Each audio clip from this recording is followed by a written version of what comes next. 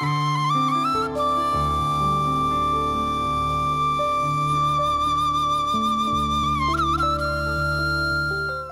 TV நேயர்களுக்கு இனிய இந்த நேர வணக்கத்தை தெரிவித்துக் கொள்கின்றேன். இப்போ நாங்கள் எங்களுடைய மனித வாழ்க்கையில் நேரத்தை பிரித்து கொள்கிறோம். இப்போ நேர முகாமைத்துவம், டைம் மேனேஜ்மெண்ட். அப்போ ஒருவர் நேரமில்லை என்று சொல்கிறார்.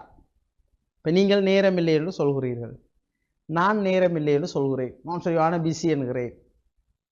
இது சரியா தவறா? இப்போ ஆய்வுகளிலே சொல்லப்பட்டிருக்கிறது இது தவறு. அதாவது ஒருவர் நேரமில்லை என்று சொல்லக்கூடாது, அவர் சரியாக திட்டமிடலாளராக இருந்தால், சரியான பிளானராக இருந்தால், அவர் நேரத்தை சரியாக திட்டமிட்டார் என்று சொன்னால் அவர் நேரமில்லை என்று சொல்ல முடியாது. அப்ப நேரத்தை சரியாக திட்டமிட வேண்டும். அப்ப இது ஒன்று, நேரத்தை சரியாக திட்டமிடுறது. ரெண்டாவது, அந்த நேரத்தில் நீங்கள் எது செய்ய போறீங்க அதுக்கு முன்னுரிமை கொடுத்தல். அப்ப நீங்க எதுக்கு முன்னுரிமை கொடுக்க போறீங்க? உங்களோட வேலைத்தில் வேலை இருக்கும், வீட்டு வேலை இருக்கும், இன்னும் வேலை இருக்கும். அப்போ எதுக்கு முன்னுரிமை கொடுக்க போறீங்க? அப்போ முன்னுரிமை கொடுத்து லிஸ்ட். அப்போ எது முன்னுரிமையானது, எது முக்கியமானது, அதுக்கு அடுத்தது, அதுக்கு அடுத்தது, அதுக்கு அடுத்தது. பாருங்க, ஒரு நாளுக்கு ஒரு லிஸ்ட்டையே போட்டு நீங்கள் சரி போட்டு ஒர்க் பண்ணலாம்.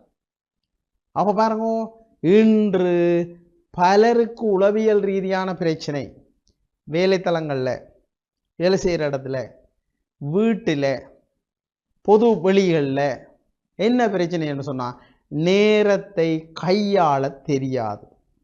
பாருங்க, நேரம் சமன் பணம். நேரம் தான் பணத்தை தீர்மானிக்கிறது. உயிர் கூட திரும்பி வந்திருக்கிறது. ஒருத்தர் செத்துட்டாருன்ற வைத்தியசாலையிலெல்லாம் பதிவு செய்து அனுப்பினோன்னா அவர் எழும்பிட்டார். ஆனால் பாருங்க, இந்த டைம் திரும்பி வரவே வராது. ஆகவே நேரம் மிக மிக முக்கியமானதாக நீங்கள் கொள்ள வேணும். அதை கொள்ளாட்டி உளவியல் பிரச்சனை தான் வரும், டென்ஷன் தான் வரும், ஃப்ரஸ்ட்ரேஷன் தான் வரும்.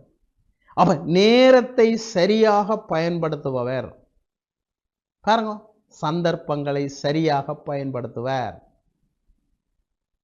பாருங்க, அப்ப நேரத்தை சரியாக திட்டமிடுபவர் சந்தர்ப்பங்களை உருவாக்குவார். பாருங்க, உங்களுக்கு சந்தர்ப்பம் கிடைச்சணும், அதை பயன்படுத்தணும். பலர் பயன்படுத்தாமல் இருக்கிறார்கள். ஆனால் புதிய சந்தர்ப்பங்களை உருவாக்குகின்ற ஆற்றல், கிரியேட்டிவிட்டி, ஆக்கத்திறன் எப்படி வருகிறது? நேரத்தை சரியாக கையாள்வதால். பாருங்க, இப்போ நேரம் உளவியல், ஹியூமன் ரிசோர்ஸ் மேனேஜ்மெண்ட், சோஷலைசேஷன், பாருங்க, இது எல்லாத்தையும் தீர்மானிக்கிற மிக முக்கியமான ஒரு கருவியாக இந்த நேர முகாமைத்துவம், நேரத்தை கையாளுதல், நேரத்தை ஆளுகை செய்தல்.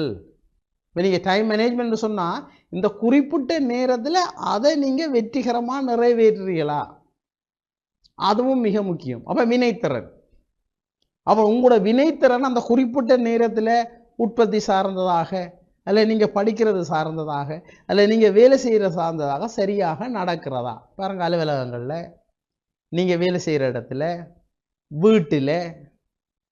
அப்புறம் அந்த டைம் மேனேஜ்மெண்ட்டில் தூக்கம் மிக முக்கியமானது.